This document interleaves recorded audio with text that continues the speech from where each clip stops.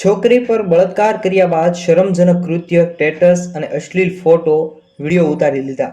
ત્યારબાદ વાયરલ કરવાની વ્યક્તિએ ધમકી આપી. આરોપી કિશોરીને પહેલેથી જ ઓળખતો હતો અને ક્રૂરતાપૂર્વક શરમજનક કૃત્ય, અશ્લીલ ફોટા, શરમજનક કૃત્ય જે છે તે વાયરલ કરવાની ધમકી આપી તેવા સમાચાર મળી રહ્યા છે. અને કિશોરીની મેડિકલ તપાસ જિલ્લા મહિલા હોસ્પિટલમાં કરવામાં આવી હતી. આ પીડિત યુવક ધોરણ 10ની વિદ્યાર્થી છે અને પોલીસે જણાવ્યું છે કે રાત્રે ઢોરના બાડામાંથી ઘરે લઈ જઈ અને ત્યારે રસ્તામાં ગામનો એક 17 વર્ષનો છોકરો મળ્યો હતો.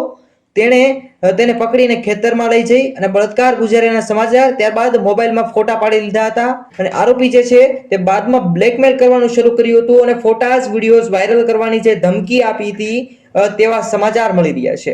અધિક્ષક લક્ષ્મી નિવાસ મિશ્રાએ જણાવ્યું છે કે બંને એકબીજાને પહેલાથી જ ઓળખતા હતા. બંને ટીનેજર છે અને યુવતીની મેડિકલ તપાસ પણ કરવામાં આવી હતી અને આરોપીના ડીએનએ તપાસ માટે પણ મોકલવામાં આવ્યા હતા.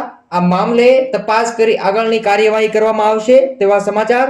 અને સગીરાનું અપહરણ કરી અને હાલ દુષ્કર્મ આચર્યાની ઘટના સામે આવી છે. ગંદા ફોટોઝ વાયરલ કરવાની ધમકી આપી છે તેવા સમાચાર મળી રહ્યા છે. ખરેખર આ કૃત્ય જે આ યુવકે કર્યું છે તેને શું સજા થવી જોઈએ જરૂરથી કોમેન્ટમાં જણાવો. દરેક મિત્રો સુધી આ વિડીયોને શેર કરો. દરેક સુધી આ વિડીયો પહોંચશે, દરેક લોકોને સાચો ન્યાય મળશે, બીજા લોકો આવી હરકત ના કરે એટલા માટે આ દરેક વ્યક્તિ સુધી આ વિડીયો શેર કરવો જરૂરી છે. જય હિન્દ, જય ભારત, ધન્યવાદ.